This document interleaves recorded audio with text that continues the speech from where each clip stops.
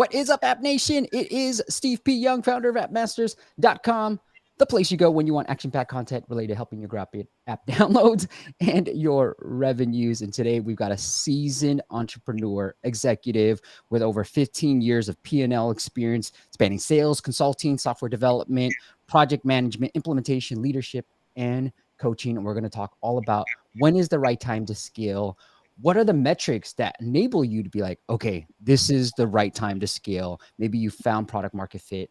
All these metrics we're going to talk about in detail with her. But without further ado, her name is Sarah Gifford. She is the COO of ActiveVote. And I put a link into the chat so you can check out ActiveVote right there by clicking that link or go to activevote.net. Sarah, welcome to the show. How you doing? Thanks for having me. I'm happy to talk to you today. I'm happy to have you on as well. Fernando's here. I wanted to make sure this stream because I wanted to say, if you guys are here, put in the chat. I was like, what is going on with these numbers? But Sarah, let's kick it off right now, off the bat. Like, I guess, where do you want to start? Because I don't want to jump right in, but how do you know when is it the right time to particularly scale? So it'll always feel like it's never the right time. It'll always feel like Good. things to do before you'll be ready. If I do this, then I'm ready. If I do that, then I'm ready. There will always be something else, right? So there's an old saying about software development. If you think about it that way, if you're super proud of your first release, you waited too long. Right. And the idea was you got to put it out there. You got to get some feedback. You got to see what people think. So be a little embarrassed, and that's okay. And so you want to be on that, just flirting with that line of uncomfortable. And I think the same thing goes for scaling. Too early, certainly not good, but waiting till everything is perfect, nothing will ever be perfect. Everything won't be perfect ever. And then when I think of scale, I think of just like, how do we grow top line revenues? How do we do that? How do you define scaling? So the same thing, right? Okay, good. And that scale, it can be revenue. Some people use there's leading indicators and trailing indicators, right? So depending on the business you have, it can be a user count as a leading indicator for revenue, right? You get the users first and then you get the revenue later. Or it could be leads. You get the leads first, right? Those eventually turn into sales. And so I think my biggest thing is to make sure that you don't only pick the trailing indicators, because then you're going a little bit too slow. So you want to pick a KPI that is telling you that it's coming as opposed to that it's already here. So revenue can certainly be that indicator, and that really depends just on your business model and how that all flows through. Okay. And people, I guess the time change has messed up some people. Rudy's here, Romaine's here, and we got Adrian. Sorry, Adrian, we have this daylight savings thing in the US that has caused some problems. I'm having a hard time waking up this morning. All right, Sarah. So one of the things that I tend to look at too, and one of the stories that I'll share with you is in 2018, I really tried to scale. I was like, things are going well. We're getting really big clients and we're signing into these big deals. And I was like hiring more, but the sales, the revenues couldn't keep up. And so I ended up being like negative cash flow for the month, and I had to take out a loan through PayPal. And I was like, oh shoot, I was like, what is happening? I totally messed up. And I didn't. And for me now, for the longest time, I've got good cash flow now. Everything's good, but I've been so reluctant because I've been so afraid of going back there that I'm like, these numbers look good, Steve. Like, I think it's time to hire a little bit more, but I've been trying to be methodical about it. Am I going too slow? How do you know what's the right pace to go at too? So it also depends on the flexibility you have. So, it sounds like when this happened, you had the ability to get the loan that you needed to keep going. And maybe you should have just kept going, right? Depending on that situation. For others, you need to be more conservative with it. If you're a bootstrapped business without a lot of extra cash, well, then you want to make sure that the cash is in the bank before you start doing these things. Now, one thing, because personnel, and I think you touched on it too, Steve, right? That you hired people. That's going to be your most expensive cost. It's it's a cost that's it's not as fungible as people might like. But then one way to scale is to start trying to be creative about things. Maybe you use, freelancers for a while. So the rate might be higher, the rate per hour, the rate per day, however you're paying those freelancers, but it gives you the flexibility of kind of following the business. That's one kind of trick you can sometimes use to kind of dip your toe in the water to scale and enjoy the ride that you're on without maybe getting into cash problems. The other thing you can do is, one of the things I used to do is I used to sell ahead of hiring. And that has pros and cons. So the pros, I always had money because I'd already sold the deals. The cons, it meant the team that I had was pretty slammed for a while until I could hire more people and train more people. Now, what I did is I just got bought in. I got buy-in from the whole team about this, right? One of my philosophies when running my business was to make sure I will never hire someone that I don't believe I can keep employed for life. Does that mean that you don't sometimes make changes? No, sometimes you make changes. But I didn't want to be that company that hired and laid off, because I don't think that's good to your employees. And it wasn't kind of the business leader that I wanted to be. So I just got buy-in from the team. Everybody I hire, you're here for life. That included the Great Recession. It's included, the whole COVID period. It's just kind of an adage that I live by. But then the whole team knew that there were going to sometimes be 2 or 3 pretty rough weeks when these situations happened. But bringing the team into that discussion makes them happy to be part of the solution. And one of the kind of side effects that I didn't realize when I deployed this approach, if you will, was that actually from a training perspective, you hire someone and it was kind of drinking from the fire hose. But the best way to learn is to have actual real work to do and not just reading training materials or doing, e-learnings. And so it ended up being, on the flip side of all things, a great way to train at the same time. Love that.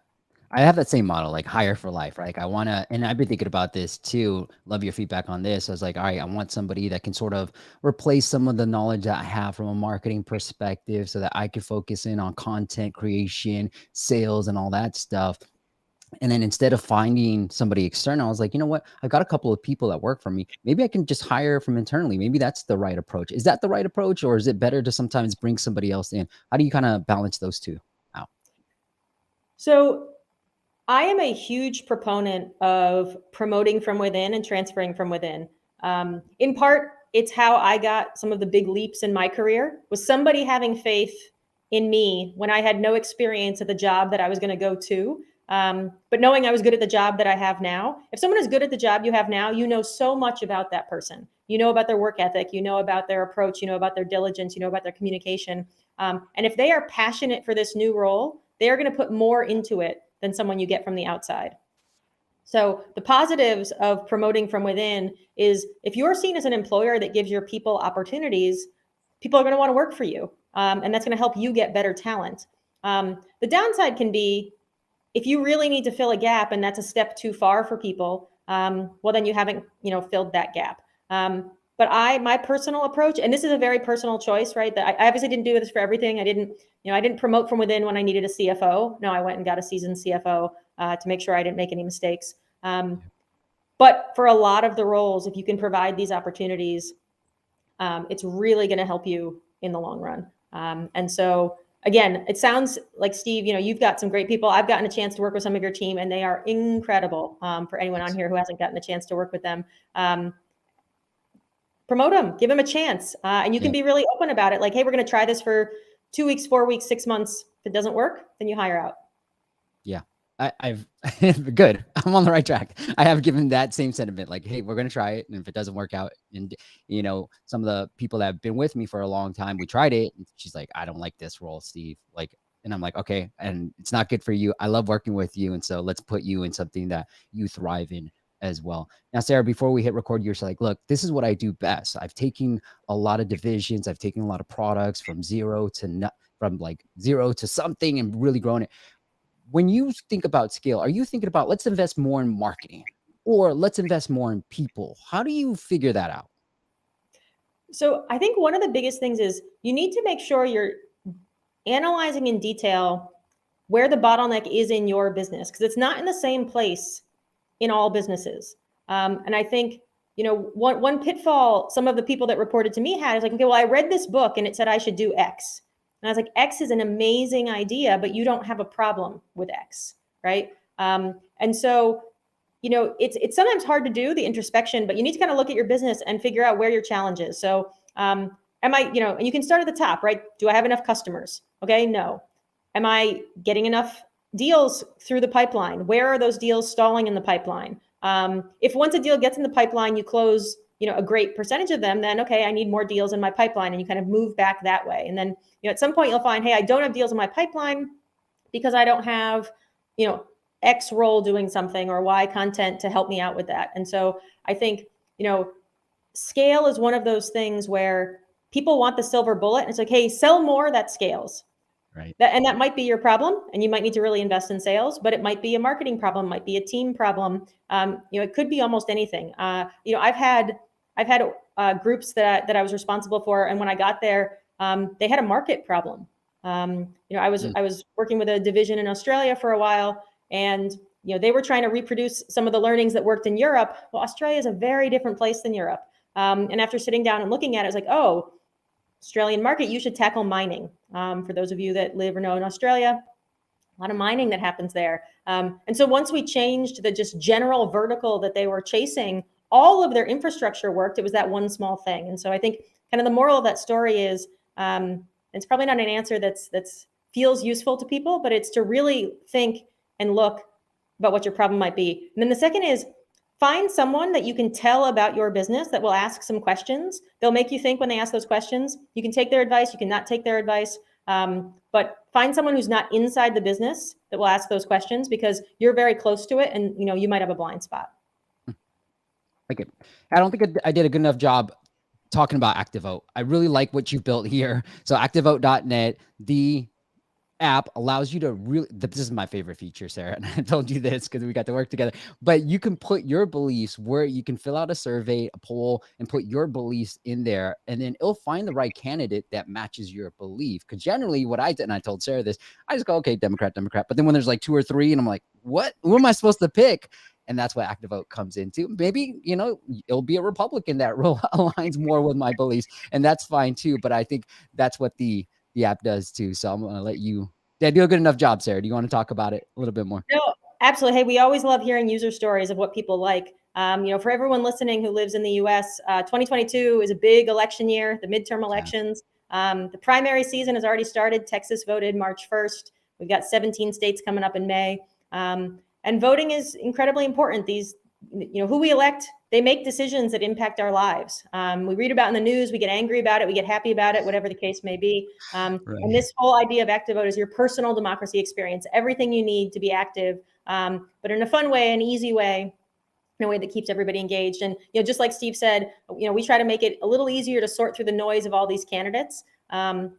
I don't think there's anyone that says they love listening to campaign speeches. And so we try to take that out of it and make it feel, just there for you. And so for, any voter in the US who's listening, I really hope you'll give it a try and let us know what you think.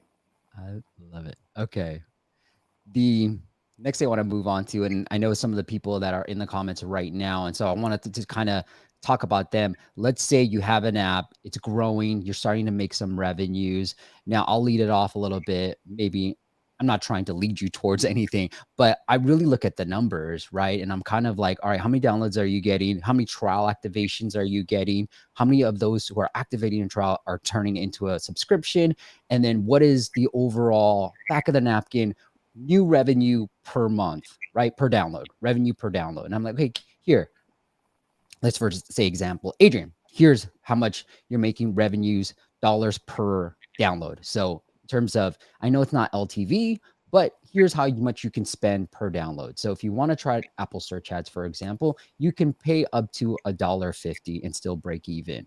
And if you don't need, and now the way I think about it is, do you need revenues right now, right? Are you living off of this? If this is not, then you're like, okay, let's just try to break even. Let's try to grow, because then the math should work out that these people are going to stay longer than the math that I just did for the revenue per download. Am I making sense here?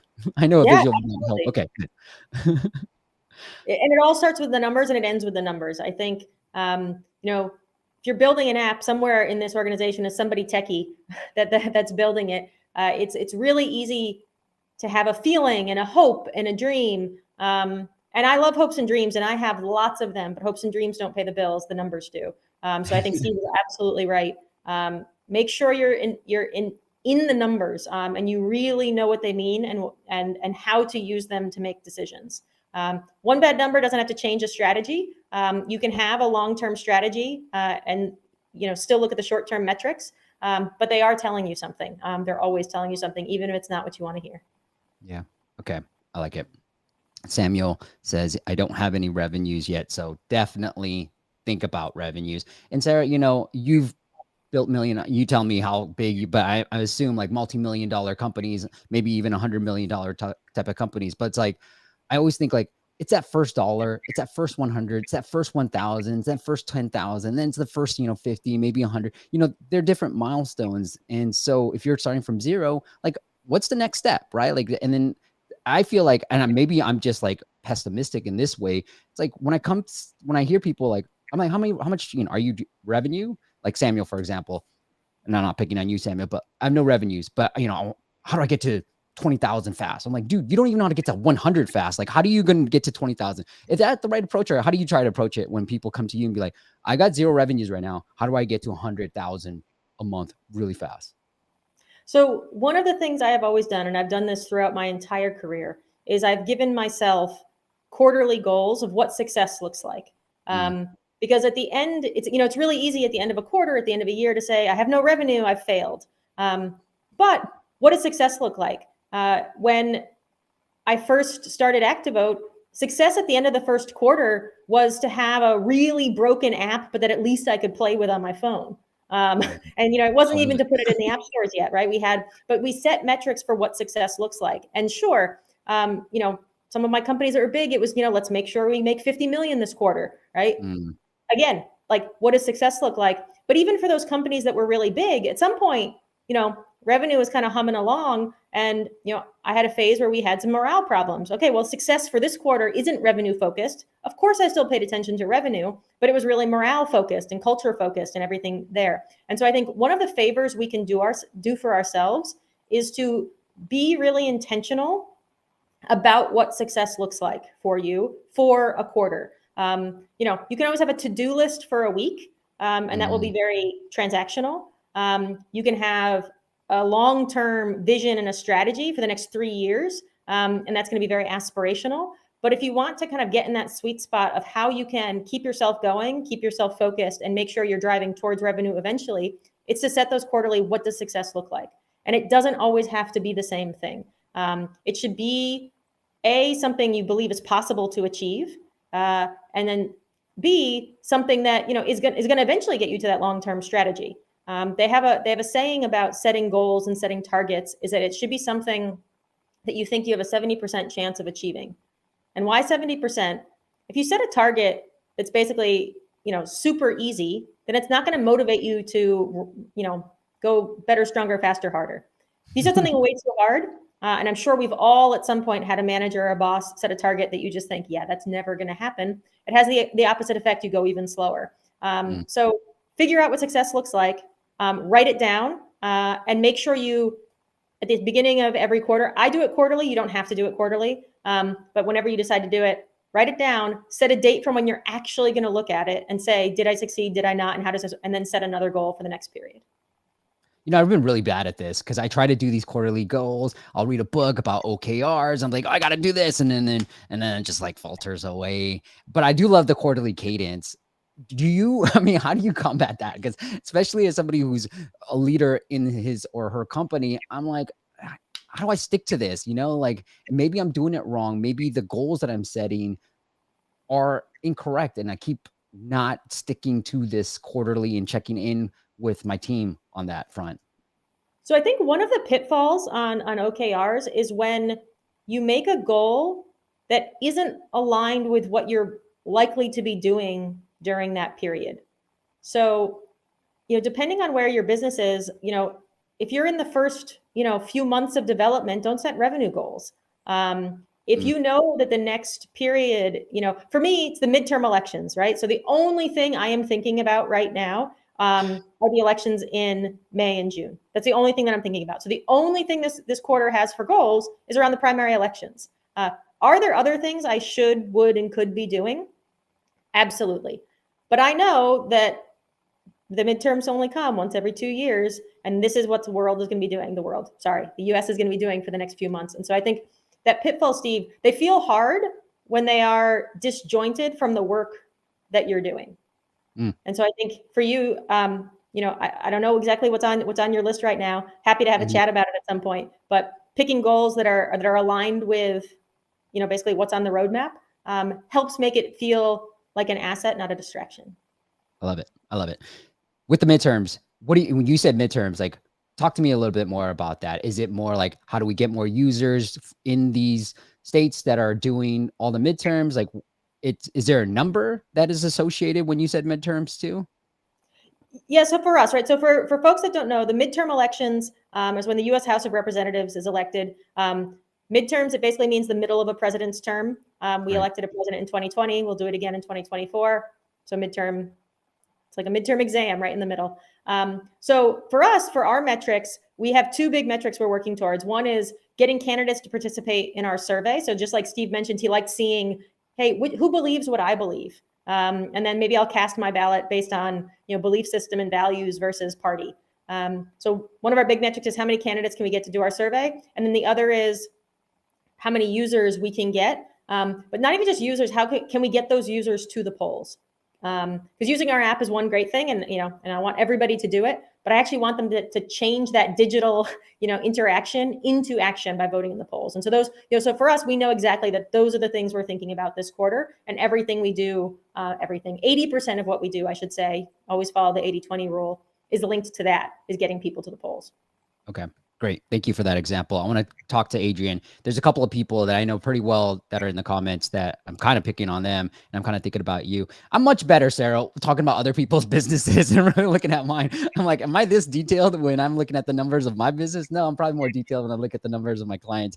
But Adrian, he says, my fantasy meditation app, which I love, Adrian, is iOS only. What's a good revenue figure to feel safe to start on an Android version? So he's subscription based, Sarah, just so you know. It's a meditation app. He's out in Ireland, so it's a Celtic type of feel, like almost like Game of Thrones, Lord of the Rings type of feel to it. And so there's some gamifications. But to answer what's a good revenue figure to feel like he can start building an Android version? You have any thoughts on this? So I think it depends a little bit on your current financial situation, the situation of the company. So how much cash you have to spare, how much investment it's going to take. So estimating out, is it a native Android app? Are you going to use one of these, a React or a Flutter, to do that transition from native to one of those to get two in one? And so I think the revenue number depends on the investment to go into it.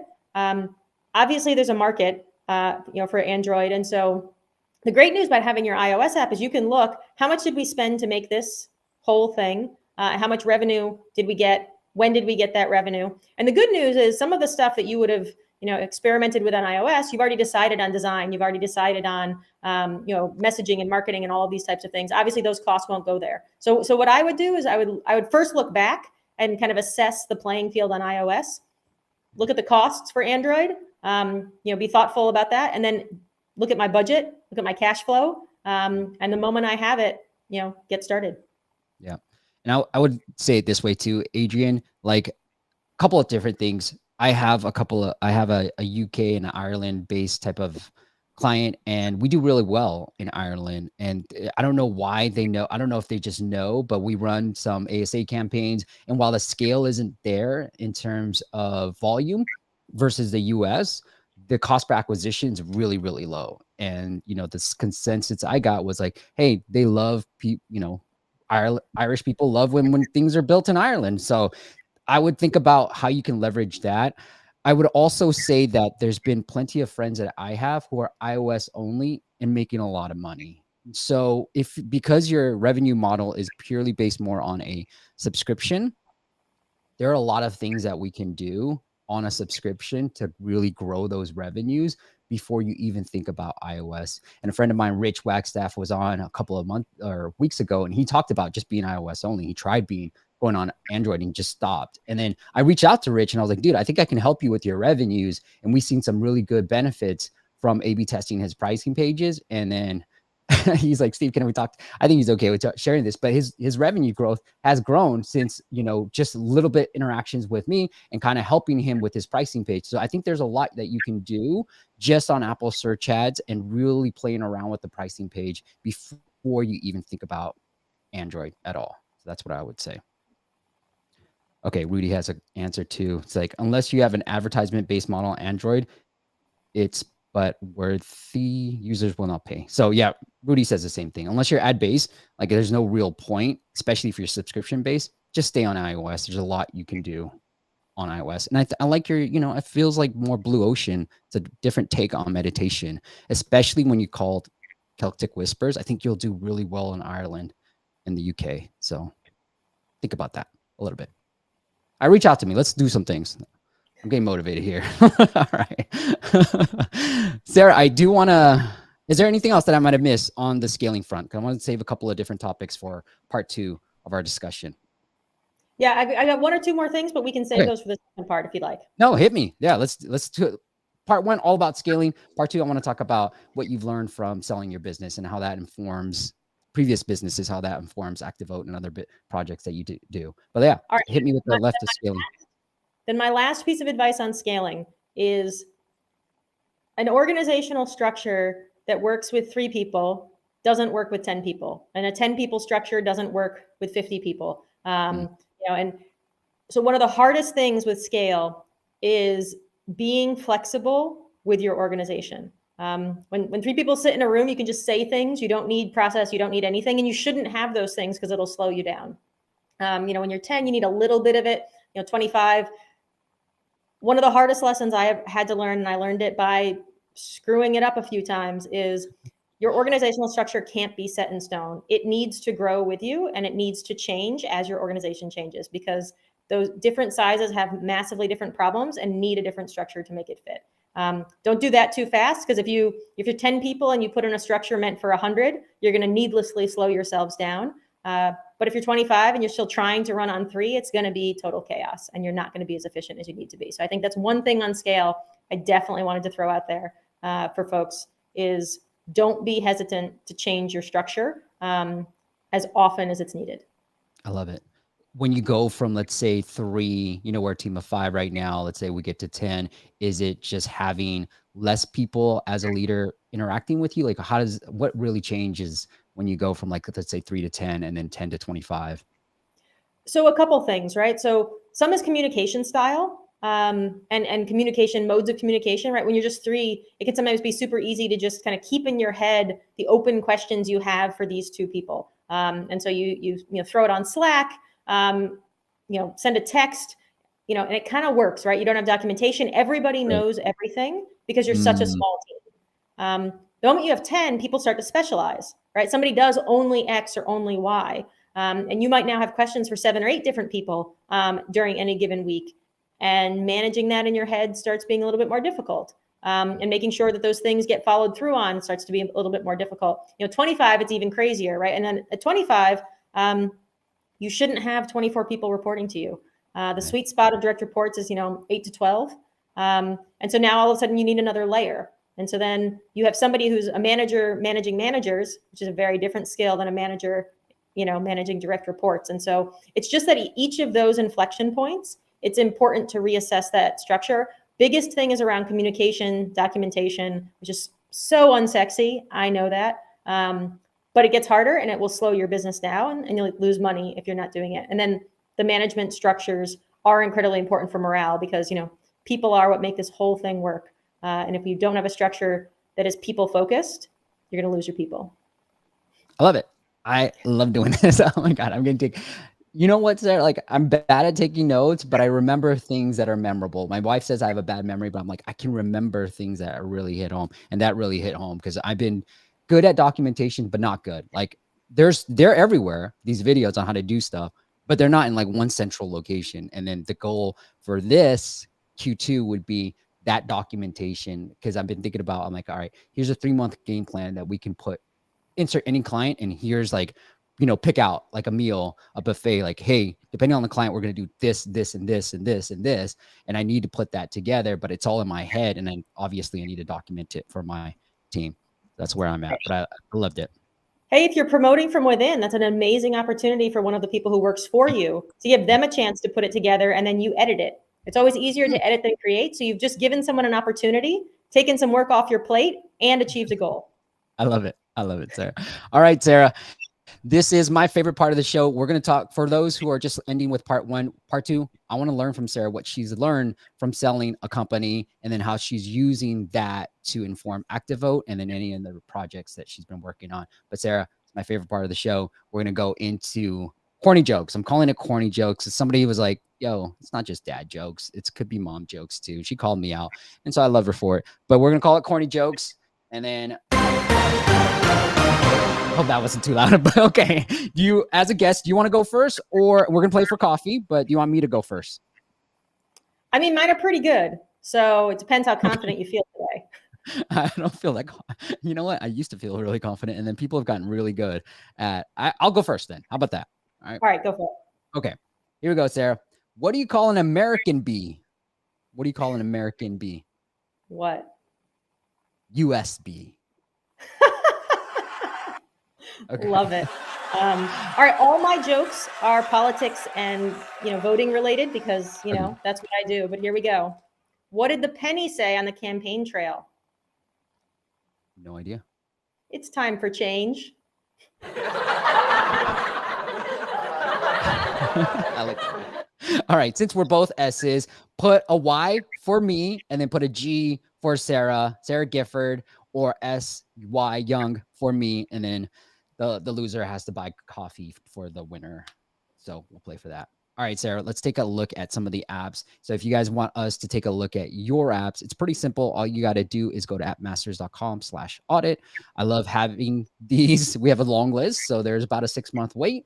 But if you want us to look at it on for free, just go to appmasters.com/audit and we'll take a look at it there. All right, early results, pretty even. So more votes, please. More votes.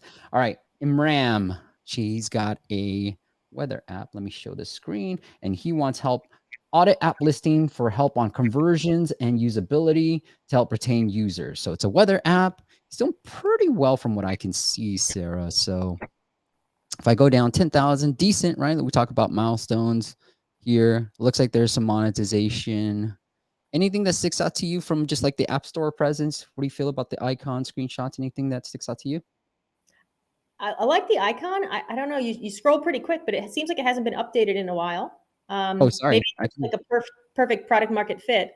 But kind of curious, how that's going as a first place. Also curious how this is how we differentiate from, say, the big guns in this weather space. Mm-hmm. Yeah, I'm with you on that front too. That's the first thing I thought about. I think let's talk about product market fit first and foremost, because I think the custom alerts, like, is it a storm tracker? Is it a hurricane? Like what niche are you filling first?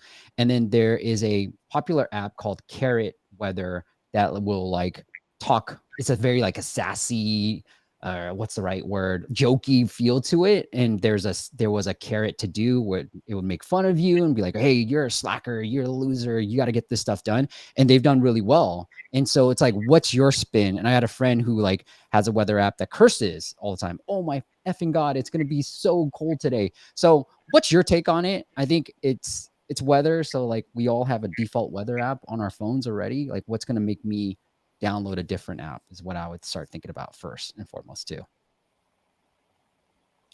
Okay, let's get into the ASO front. So I did look at, where'd it go? So I'm going to go into, this is a sponsor of ours, but I do want to shout them out because they are built in Ukraine. They're okay right now, but if you guys do want to support and check out, really use a great ASO tool. It is called asomobile.net, asomobile.net. And then if you use the code @masters, you can save 20% off. And so if there's a way to utilize a ASO tool, I really like what they have and what they built, and support a company in the Ukraine, then do that, asomobile.net. So one of the things I do, and I like to do on Android too, Sarah, is look at a popular app on iOS that isn't on Android, because they typically have search volume. So I put in Dark Sky, which is one of the top paid apps on iOS. It's a weather app, and it seems to have pretty decent traffic. I think they are doing a good job of going after that keyword, and it's because they rank number 19. But from an ASO perspective, I might try to think about how do I rank higher for this particular keyword, because as you can see on Android, storm tracker, storm, those don't have as high of a traffic score as, let's say, a Dark Sky does. Okay. And so that's one thing I want to pull out. And the one thing I really like about this ASO mobile.net, as well as you can do keyword finder. And so there's a lot of ways that you can find low competitive keywords, especially if you're just trying to find product market fit here. You can, it's loading a little bit, but they'll try to find you related terms that are low competition. So especially in the early days, you might want to go after those particular terms first and foremost too. All right. I think let's take a look at the app while that loads. Give them some help on the usability. Sky.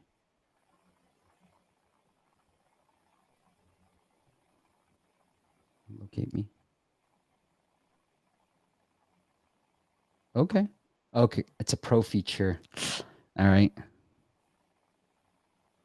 Weather filters for the next 7 days. So I don't know what the star means. I don't know if I'm supposed to tap on it, engage. I do want that. Drying laundry. I like that.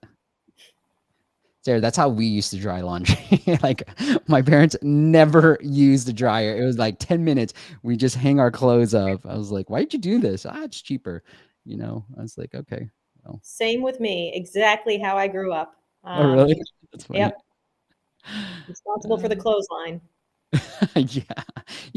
I look back on it. I'm like, it was a good bonding time for me and my mom. And now I'm the sole like laundry person at our house. I love doing laundry actually. Okay. Trigger alert. Good skill to have. Yeah.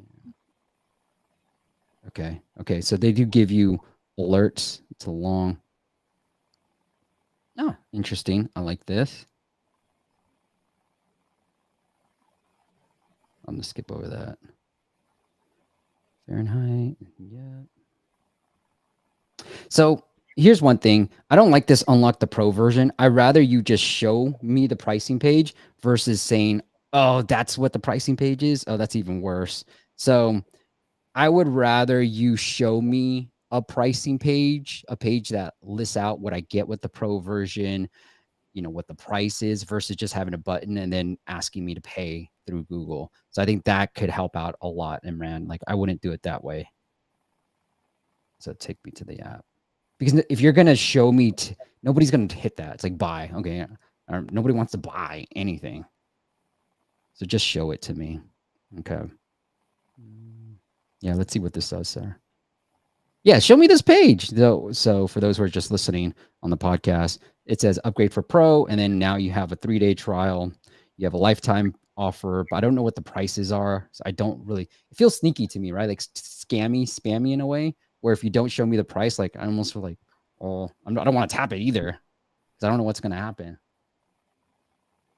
Any thoughts on your end, Sarah? Yeah, I think similar. It feels like we're real quick into the paying before I know what the app does for me yet. Yeah.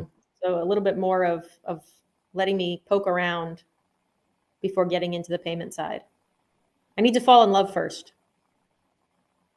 Oh, the pricing's a pay once for like $3.50, and what's the trial for like $1 or something? Yeah. See, I think you can charge more. I mean, you're not gonna. There's not. I noticed this back in the day, and still holds true. I think we had a paid app that was 99 cents. We increased it 1.99, and then while we got less revenue, like less buyers, we actually made more money. So I don't think there's a huge difference, especially at that low of a price point. I almost feel like, what are you really offering me a lifetime for just $3? Like that doesn't seem. I know it's weather, so it's another thing. But given that it's weather, you might really want to think about ads too. I use Yahoo Weather. I love that app. There's a lot of ads in there, so you might want to be more ad based, especially as Rudy said, if you're on Android, nobody wants to pay. So really play up the ads and really show more of the ads. Maybe it's not unlock your free trial. It's like remove the ads, annoying ads. And so I would do it that way, in my opinion, is whoops, I don't know what happened to my thing. But the monetization I would try to test, Imran, is again, this is Android, so people aren't likely to pay, but maybe a remove ads just by itself. I can't pull back my Android phone anymore because I hit some button on my computer, but a subscription plan, but just to remove ads instead of the lifetime. So get them to either remove the ads or unlock the pro. That's the way I would try to make some money out of it and then increase the price. We have seen that lowering the price sometimes works better. So we're running a couple of tests on this. Okay, I can't get back on Android. But I think increasing the price for you is important too. All right. Cool. And I did pick out an app, Sarah, that is more like local focus because ActiveVote, it's more of a local feel too, while you can help with the normal, especially for the midterms, right? It's all like local feel. That I picked out an app and I wanted your take on how to approach marketing for an app that is national but local at the same time. Yeah. All right. Sarah, so congrats. You've sold a company. I don't know how many companies have you sold? Is it one or multiple? 2. Yeah. Two. Congratulations. So knowing what you know after selling company, anything you wish you did differently on that front? So, on the one hand, no regrets. I made the choices I made, and that was great. But no regrets doesn't mean there aren't lessons learned. Mhm. For things, and some of those I applied. From my first to my second. Especially if you're a founder. So in the first, I kind of was very, very early. wasn't technically a founder, but a very, very early employee. And it's like selling your baby, and it's super painful, and it's a very hard thing to deal with.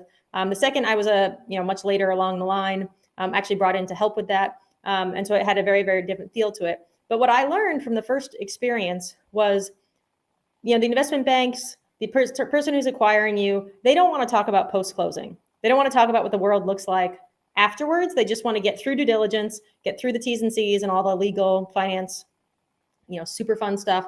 They don't want to talk about it, but it can make a huge difference. And so depending on your flexibility, depending on if, who holds the cards in this negotiation, one of the things I learned was, no, we're going to talk about post-closing, because some of the choices that you're going to make later may impact either A, do I want to sell to you or do I not want to sell to you? Or B, if I'm going to sell under those conditions, then I want, something else in the deal in the first place.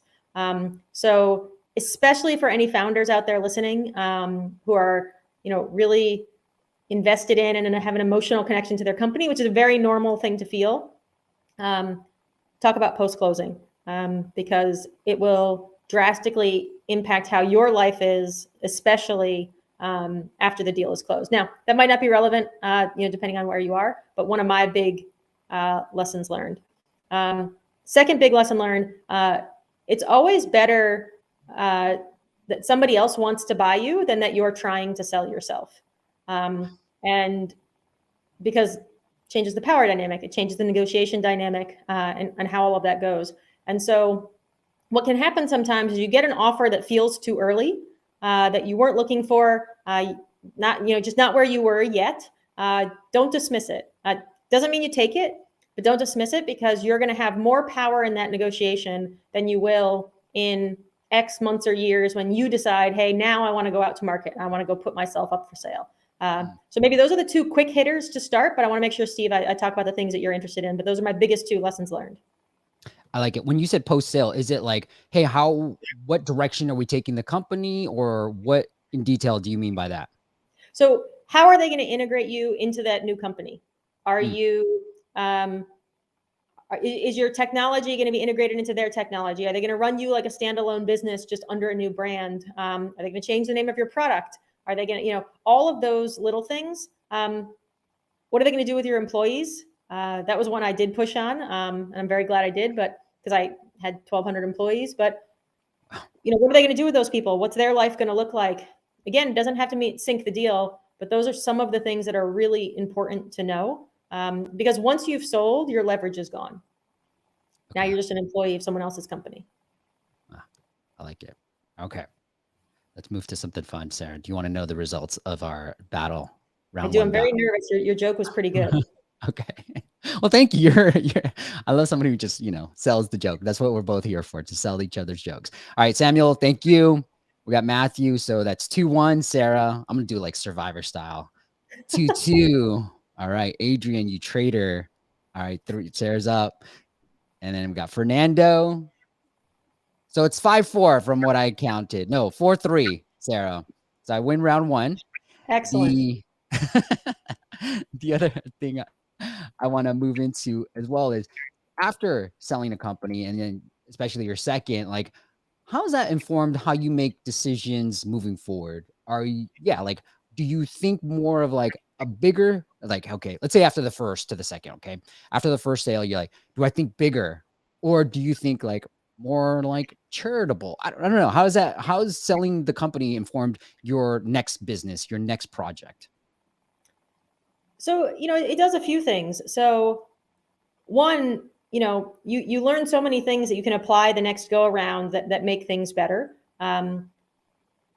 Two, if you're fortunate enough to, to make a little bit of money as part of that exit, you can do something like ActiVote, where I now spend all of that money building something, because we aren't trying to make revenue. We're just trying to get people to vote. So on the charity side of things, that's what I'm now doing.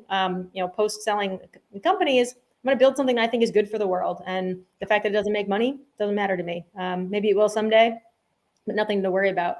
I think that's one thing, and that's obviously a very, very personal choice. But I think the second thing is it's going to tell you what certain organizations look for. So if you think, the path for your company is to sell to private equity, or to sell to a strategic, or, to sell, to an aggregator, that first experience will tell you what those different constituencies are looking for. And if you're going through a process, I would encourage you to talk to all of all different types, because then you'll learn through those due diligences, through those cycles, what that type of organization is looking for, and that helps you make different decisions in your next company. So if you do found something thinking, hey, I know when I've created something that is an add-on to X, Y, or Z, and I want to be acquired by that strategic, you're going to make different decisions based on how the first one went.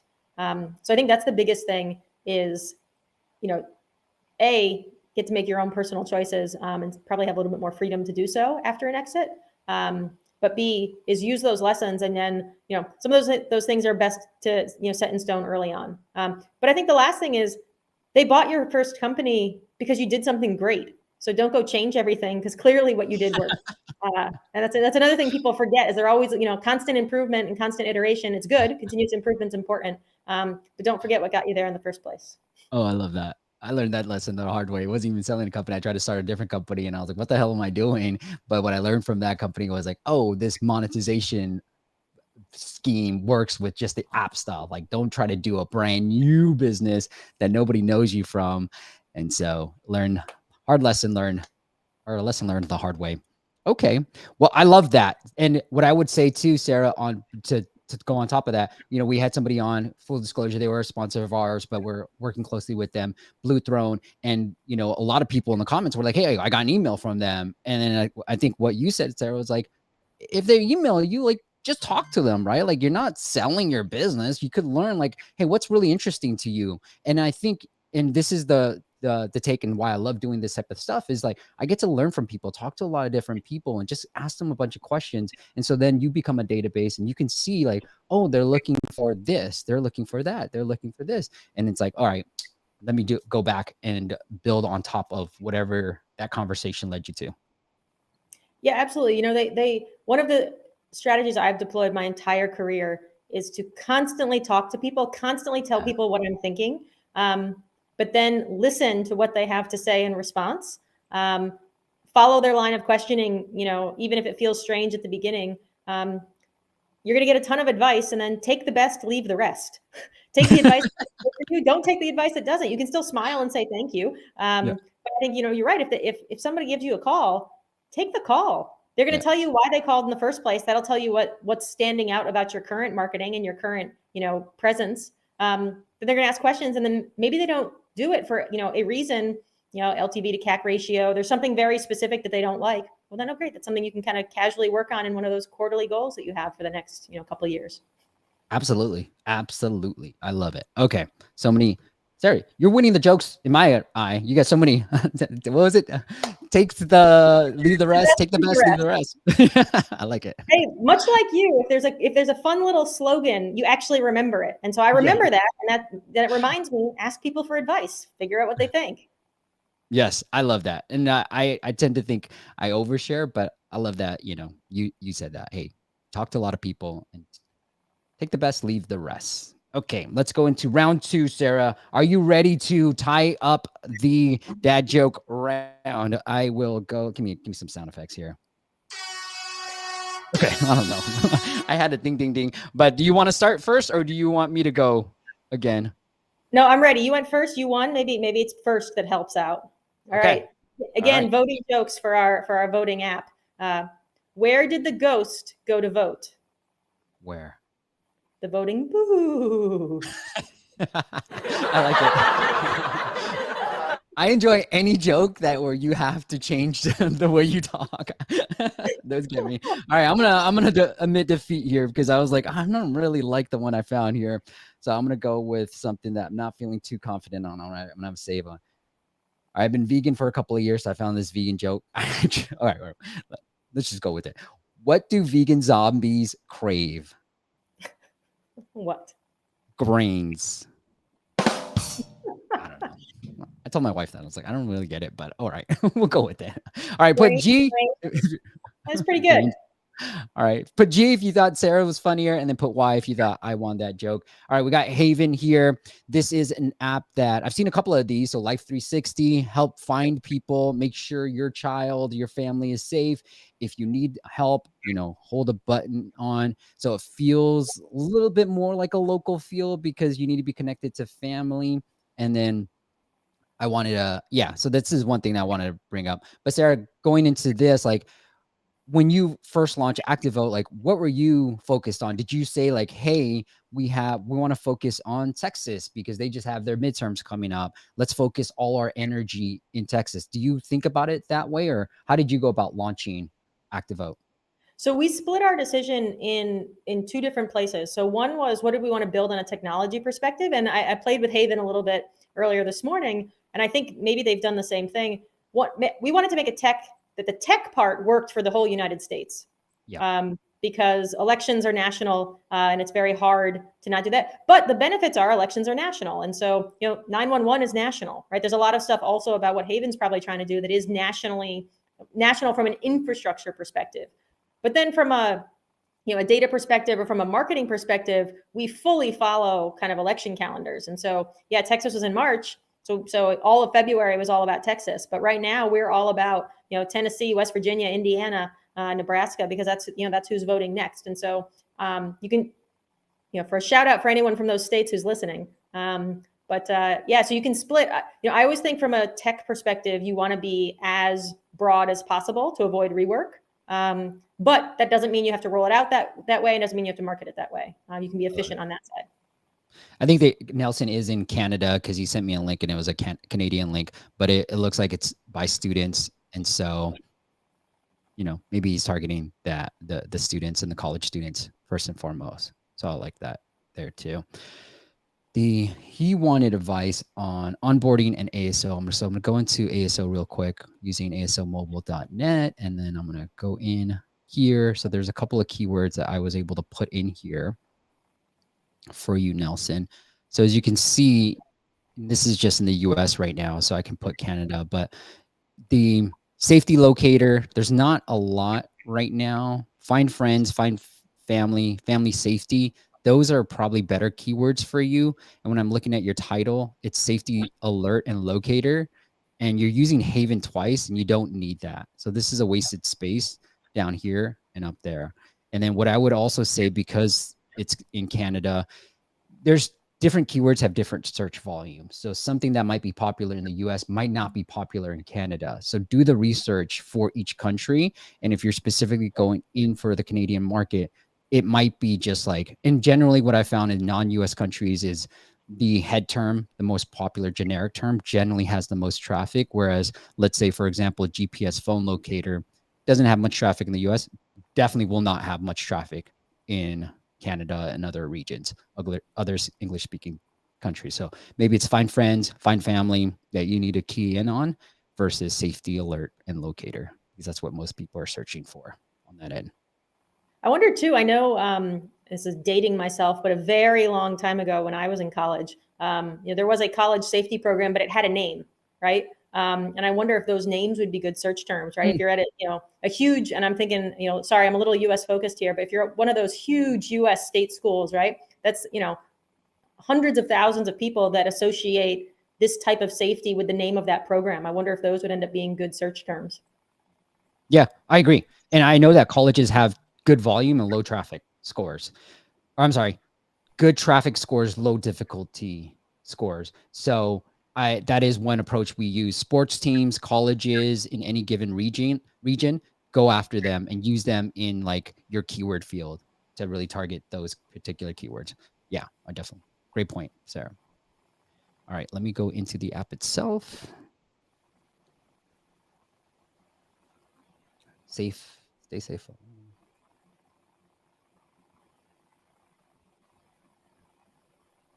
All right, let's register.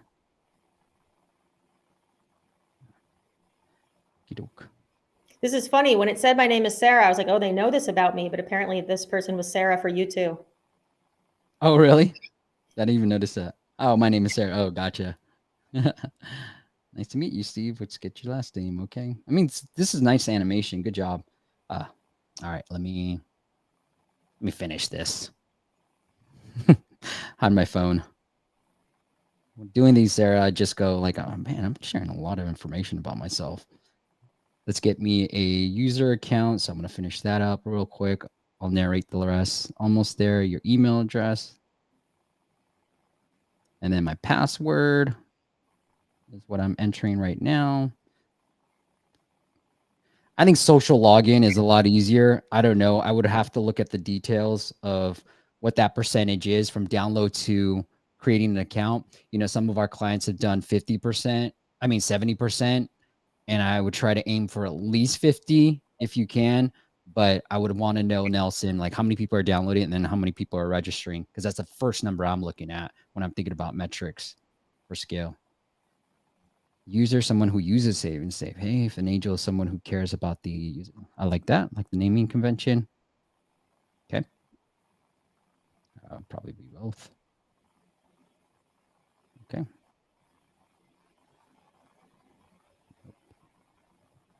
Got it. I like how I can send an angel request with somebody who's going to be looking out for me via SMS. This phone has no SIM, so let's see what happens. Okay. So I can do that. I'll hit continue. Wonderful job. Continue. You probably want this to be always, but all right. Okay.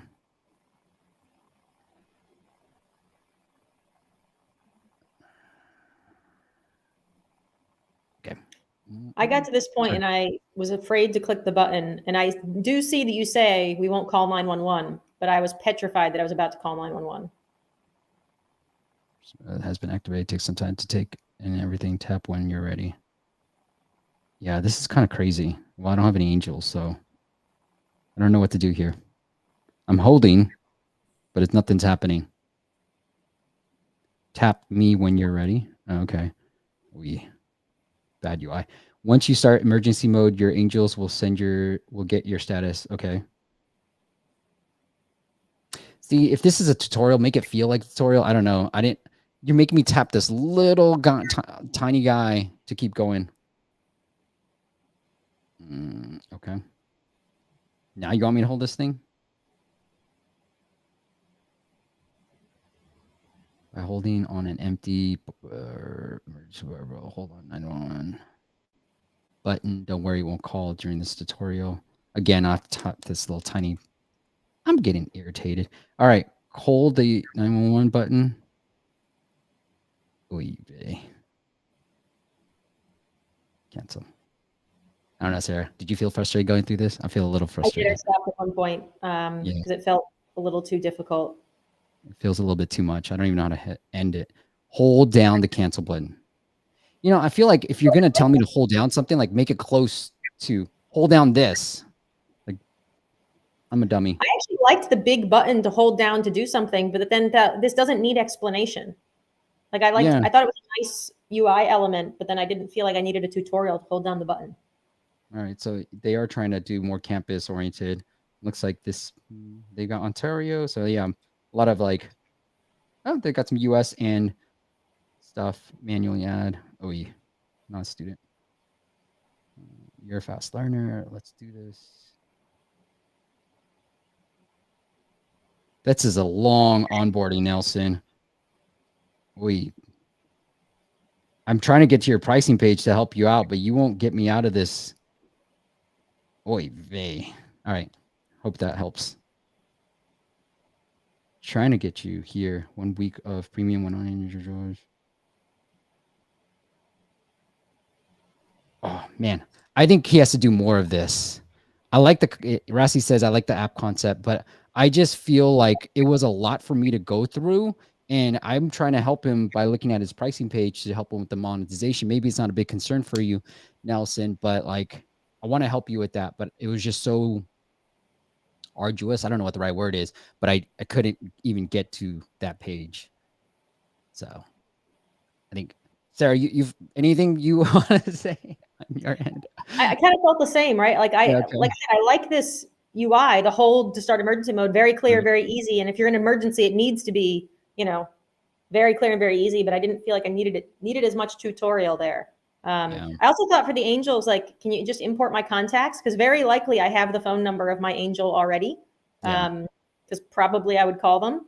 And so there felt like on the angel setup, why send a text? Can I just and do they have to be on the app to be my angel, or can they be my angel just because? Yeah. Yeah. I like that. I think that would probably be easier too to do.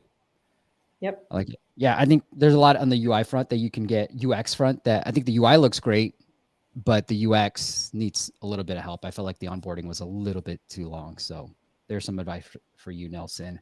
And then hopefully the ASO front looks like it's Canadian based, a lot of stuff. So go after the colleges, like Sarah said as well. Okay. All right, Sarah. Well, I brought tally the score. You won the last round, 4-3. You got one more on you to end it? Oh, I've got two more, but these aren't my best. All right. Miguel says, "Gee, I'm a sucker for politics." So he's you got to vote for him. All right. Well, we'll end with this. And you want to go first again? Since you won last time, Sure, by it going went first. well for me, but these are not my best ones. All right. Where did the politician take their spouse for something sweet? Where? On a candy date. Sarah, anytime you're changing your voice, I say it's a win. All right, I need to change my voice too. What is the biggest type of ant? What? An elephant. I had to throw that in there. Once again, guys, it is activevote.net. It is only US, right, Sarah? So activevote.net. Or you can click all the way up if you're in the chat. I put a link in the very top of that as well. Or just search for ActiveVote on your favorite app store and you can find out. And again, my favorite feature is put in what you agree with, what you don't agree with, and then the app will tell you which candidates most align with your beliefs, and go out there and vote. It's very important for all of that. So definitely leave in the votes or put in the comments who won, because we got one last thing. Sarah, anything else? If the audience wants to connect with you and say thank you for coming on, do you want to send them anywhere else besides activevote.net? Yeah, no, you can find me through here. So if you want to reach out, if you ever want to talk, entrepreneurs are great, and I love them. So this is what makes the world go round. So thanks to everybody out there. All right, Sarah, we're going to go with the G, but it was close. Y, thank you, Rudy, and then Rassi. So we're going to say 2-1 for now. You won. I owe you a cup of coffee. I'll send something along your way. So once again, it is activevote.net, and then Sarah's LinkedIn, if you want to ever connect with her, is in the YouTube description as well. And join us next week, where we're going to talk about probably one of your guys' favorite topics, AdMob. How do you get the most revenues out of AdMob? If you're on Android, hugely important. And if you have been really monetizing through ads, we're going to show you the best practices to leverage AdMob and how you can really scale up those revenues. So join us next week, same time, same channel, 9 a.m. Pacific, but we have changed time. So if you're elsewhere and you don't do daylight savings, make sure you tune in for that. Sarah, thank you so much for coming on and doing this. Awesome. Talk to y'all soon. Thank you guys and have a great weekend. I'll see you next week. Bye.